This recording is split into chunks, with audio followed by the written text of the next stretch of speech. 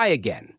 Today we're going to explore automated reminders. Whether you're hosting an open house or just had a quick follow up idea pop into your head, you can add a reminder for any visitor or lead in 5 seconds or less. Think of it as your own client specific to do list. They're quick, easy, and always right on time.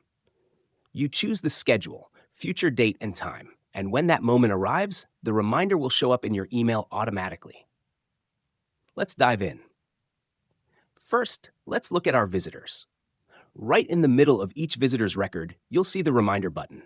You can add one anytime, during an open house, after an open house, while traveling, even from the top of the Eiffel Tower. Just open the visitor's record and add your reminder. Let's set up an email reminder for this example. Say our visitor is flying back into the area soon. We want to follow up before they arrive to schedule some showings. If they're coming back on the 14th, we'll send the reminder on the 12th at 10:30 a.m. in our time zone. Then click Submit.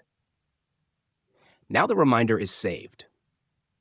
In the visitor's record, scroll down to Reminders, and you'll see it listed: date, reminder type, and details.